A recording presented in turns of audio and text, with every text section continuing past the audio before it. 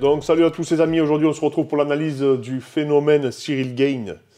Je me présente pour ceux qui ne me connaissent pas, moi c'est Clément Marcoux, j'ai été formé à l'INSEP, j'ai eu la chance de combattre un peu dans toutes les disciplines, j'ai un DES et une maîtrise.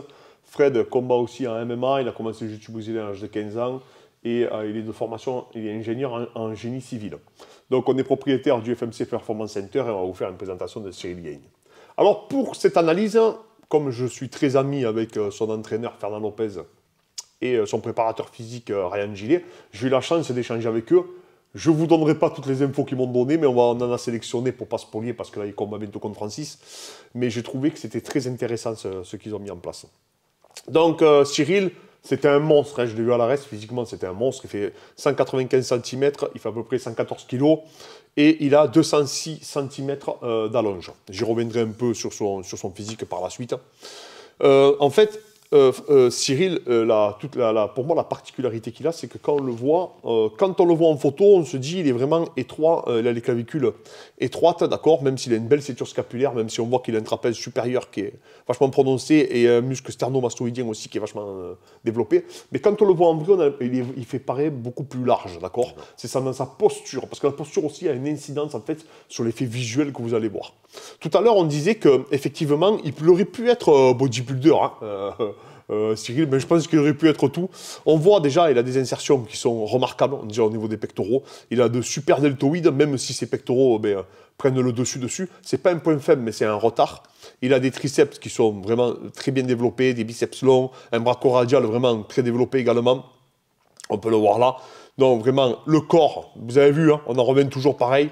Il a une condition, il est en charge, mais comme je vous dis, moi je pense que c'est dû au sport de préhension, même s'il a fait, il me semble, de la natation, du basket, il a fait beaucoup de disciplines.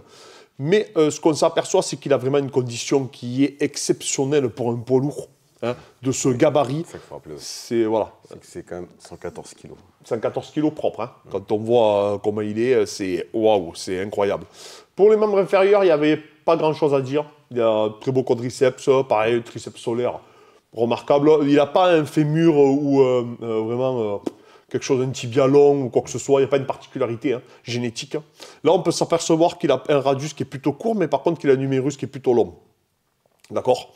Il a une intonversion du bassin. Mais ça, je pense que quasiment tous les combattants de MMA de haut niveau l'ont.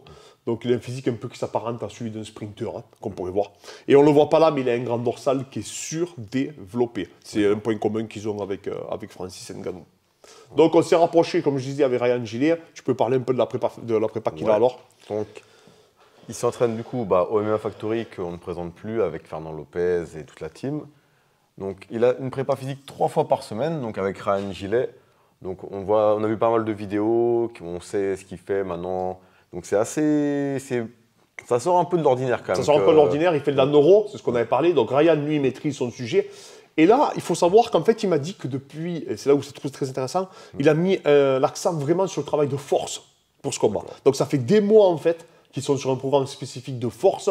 Et je pense que ça va se ressentir quand il va rentrer à la cage. Je trouve ça très pertinent d'avoir incorporé ça pour affronter Francis. Ça fait des mois qu'ils sont en préparation physique en fait pour le développer physiquement et développer sa force. Après, il faut savoir que tout ce qui est travail de neuro, de coordination qu'ils font, je trouve que c'est très bien adapté à son style. Parce que c'est un style où il demande du coup d'œil, du réflexe. C'est pas un style à la Khabib où il va lutter, où il va avoir besoin d'endurance musculaire. Donc du coup, c'est vraiment adapté à son style. C'est vraiment très pertinent d'avoir choisi ce type d'effort, ce type de prépa qui est ludique et qui, en plus, il n'a pas trop de retard physique. On l'a vu, c'est pas comme s'il était en déficit. Donc c'est vraiment une prépa qui est adaptée et qui change du classique soulevé de terre, crossfit et qui est transférable à son jeu. Sparring 2 fois par semaine, donc ce qui est bien pour pas non plus griller nerveusement, c'est assez, c'est classique 2 fois Principalement par semaine. Nassourdine et Marcel. Ouais. Donc Nassourdine qu'on ne présente plus, hein, qui est un monstre en boxe, et qui fait un super parcours en MMA. Et Marcel, c'est un nouveau poids lourd qu'ils ont, qui est issu de la Gréco, qui est très fort en Gréco. C'est pas champion du monde en Gréco. Je crois qu'il a été champion du monde en junior. Donc c'est parfait, hein, parce que c'est un monstre physiquement aussi. Un peu plus léger que Cyril, mais je l'ai vu à l'ARES, pareil, et c'est un super sparring. Après, il a d'autres sparring, bien entendu, mais c'est ses deux principaux sparring. Donc en fait, je pense qu'au clinch, c'est pertinent d'avoir pris un mec qui est titré en Gréco. parce que ça risque d'aller au clinch avec Francis, et on sait qu'il est très très fort, Cyril, au clinch. Je vois mal Francis tenter un double leg très Ouais. bas façon lutteur. Du coup, c'est plus tout ce qui est gréco qui va être nécessaire. Ensuite, tout ce qui est travail de patte et de forme de corps avec Fernand. Donc là, c'est tout l'aspect Benjamin stratégique Sarfati. et tactique avec Benjamin et Fernand. Donc là où vraiment, voilà, c'est carrément une séance complète, hein, d'accord, qui est effectuée par rapport au jeu de ses futurs adversaires. Là, en l'occurrence, c'est Francis. Mais donc, il a beaucoup de leçons. On le voit beaucoup en vidéo avec Fernand. Donc, c'est entre 2 et 3 fois par semaine qu'il a de la leçon. Donc, voilà, qui est lié vraiment au type d'adversaire qu'il va affronter. Et enfin, lutte sol technique une fois par semaine. Toujours pour regarder les formes de corps, et même pour si ça va au sol, pour se relever, pour contrôler, c'est toujours... Voilà, là c'est vraiment du spécifique par rapport au combat. Hein, il va faire un travail de lutte et de grappling. C'est pas un cours de grappling ou de lutte, hein, je pense, c'est vraiment adapté parce qu'il fait quasiment que des cours vraiment ciblés pour lui et pour la perf. Il faut savoir que ça, c'est pas ce qu'il fait toute l'année, c'est ce qu'il fait pour ce camp d'entraînement-là. C'est-à-dire que par exemple pour un combat contre Curtis Blade, peut-être qu'il aurait mis l'accent plus sur le lutte sol, moins de pattes. Du coup, c'est vraiment ce qu'on a eu pour le camp d'entraînement pour Francis. Il faut savoir aussi que Cyril, il a 5 on va dire, séances spécifiques, plus après d'autres choses qu'on ne peut pas trop parler. Et après, derrière, il a quand même entre 3 et 4, il est monté à 4 entraînements de prépa physique par semaine. Ce qui est énorme. Hein. Donc on voit que vraiment, il a voulu rentrer dans une autre dimension physique. Alors déjà qu'il était, techniquement, il était incroyable. Donc il a vraiment voulu rentrer dans une autre dimension. Peut-être c'est le combat contre Miocic où on a vu que la différence physique avait énormément joué. Il ne voulait pas être sûr de ne pas avoir de retard là-dessus. Alors moi, pour avoir rencontré les deux, c'est les mêmes physiquement. Enfin, ils m'ont autant impressionné. Il m'a plus impressionné Cyril parce que Francis, je le savais. Quand je l'ai rencontré à l'INSEP, j'ai dit waouh, c'est un monstre. Mais je le savais. Cyril, je le savais, mais comme il bouge comme un poids léger, c'est perturbant de voir un si gros gabarit en fait devant toi. Et il est vraiment énorme. Hein. Donc en fait, physiquement, je pense qu'ils arriveront quasiment au même poids, les deux. Ou alors même s'il y a 3 kilos d'écart, ça n'aura pas une incidence significative parce que les deux sont ultra athlétiques. Mais voilà, Cyril, c'est vraiment un combattant qui s'illustre par son intelligence, par son agilité. C'est une nouvelle génération de poids lourds comme on avait quasiment jamais vu. Hein. En fait, son point fort, il boxe dans les deux gardes, gaucher et droitier, ce qui est quand même très rare déjà en temps normal, même pas que chez les poids lourds, mais en temps normal, d'avoir un gaucher droitier. Il est aussi, on sait même pas s'il est droitier ou gaucher, tellement il est à l'aise dans les deux gardes, ce qui est vraiment ça nous paraît normal aujourd'hui, mais c'est hors du commun en soi. Ouais, c'est hors du commun parce qu'en fait, il reproduit un peu le schéma qu'avait fait McGregor, où il changeait de garde constamment. Sauf que McGregor et les Demetrius Johnson, etc., ou Dominique Cruz, c'est des mecs qui font 61 ou 65 ou 70 kilos. Lui, il en fait 115. Donc, c'est ça qui est vraiment le plus perturbant avec lui, je pense. C'est qu'il rentre, quoi qu'il en arrive de résultat du match, hein, on ne parle pas de ça, là, on fait vraiment une analyse de Cyril. Mais je pense que Cyril va apporter au MMA ce que McGregor a apporté au MMA, techniquement. C'est-à-dire que McGregor, on a vu une nouvelle génération de façon de boxer, les mains en bas, vachement relâchées, des fausses gardes, etc. Mais lui, en fait, Francis, il montre que c'est possible, même en poids lourd. Même en poids lourd, d'utiliser des tips, d'utiliser des coups qu'on n'utilisait pas, des front kicks qui perturbent, des coups, des tips au genou. Il les incorpore alors que chez les poids lourds, on le voyait quand même très rarement. On voyait beaucoup plus du brawl, des grosses droites. Et il a vraiment le style en striking, pour battre Francis Ngannou, c'est-à-dire de pouvoir boxer en gaucher. Boxer en gaucher, ça a perturbé énormément Francis Ngannou, notamment contre Curtis Blade. Au premier round, Curtis Blade, du premier combat, avait boxé en gaucher. Et même s'il avait perdu ce round-là, on voyait que ça avait perturbé Francis Ngannou. Pourquoi ? Parce que sa droite, elle est beaucoup plus facile à voir que quand on est en droitier. Et d'ailleurs, quand il a mis sa grosse droite, c'est quand il a mis le jab et qu'il a mis l'overhead.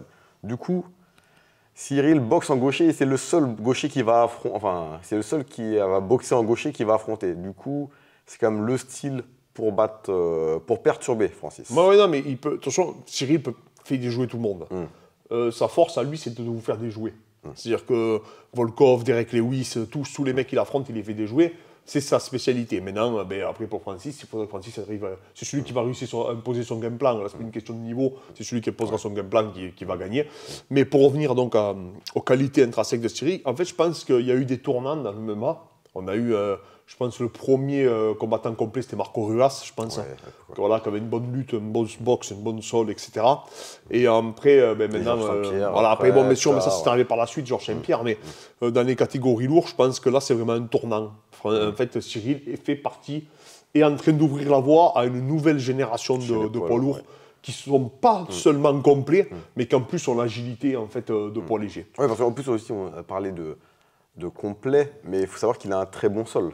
C'est-à-dire qu'il a passé une clé de talon, il a placé un katagatame à Pessoa qui est ceinture noire. C'est-à-dire que quand même, il n'a pas peur d'aller au sol avec des champions de jiu-jitsu qui sont leur discipline. Et il s'amuse à dire qu'il a envie de placer un twister. Pour l'anecdote, le twister, c'est une finalisation qui est très dure à placer, qui a été popularisée par Eddie Bravo. Et quand on dit j'ai envie de placer un twister, j'aime bien placer le twister à l'entraînement, c'est qu'on est quand même assez à l'aise au sol, normalement. C'est-à-dire que c'est comme si quelqu'un vous dit moi j'adore placer des coups de pied sautés, retourner. C'est que normalement il est censé être à l'aise sur des low kicks. Il faut savoir que contre Volkov, il cherchait le single leg pour partir sur la clé de talon à la volée. Hein. Voilà, donc ça, ça illustre le personnage. Ça, c'est des trucs qu'on a. C'est inconcevable pour un poids lourd. Hein, des trucs comme ça, franchement. Et souvent, comme on ne voit pas beaucoup son sol, on oublie qu'il a sûrement un très bon sol et ça illustre quand même le personnage très complet. Et surtout, il a cette créativité. Il a cette capacité d'apprentissage qui est hors du commun. Je pense qu'un poids lourd, pareil, à part Joe Jones qui était à 93 kg, personne n'a le fight IQ on a fait une petite vidéo où on analyse, vous verrez. En fait, à un moment donné, il fait un travail contre Derek Lewis. Et c'est incroyable, en fait. Vous allez voir, hein, on l'a mis au ralenti, tout, c'est époustouflant. Mais voilà, donc Cyril est vraiment un combattant qui est très intelligent, qui est très agile. Dans sa préparation, on peut voir, vous avez vu, c'est neuro. Alors, c'est pas du tout ce que fait Ido Portal. Avec Conor McGregor, attention, c'est totalement différent. C'est moins axé sur le mouvement, c'est plus axé sur certains réflexes, en fait, qui sont archaïques ou sur les capteurs somatosensoriels. Donc, en fait, où il fait un rapport, comme je dis toujours, œil-main, en fait. Et c'est là où Cyril est très, très fort. Et c'est là où on ne se rend pas forcément compte avant de l'affronter. Parce que quand, oui, effectivement, on le voit dans la cage, des fois, on se dit « Oh, il a les mains en bas, on peut le toucher, etc. » Mais parce qu'on ne se rend pas compte, en fait, de toutes les fausses informations qu'il est capable de donner. Donc, en fait, c'est vraiment un athlète qui est hors du commun, aussi bien physiquement que psychologiquement. Et donc, on a hâte de voir la suite pour lui.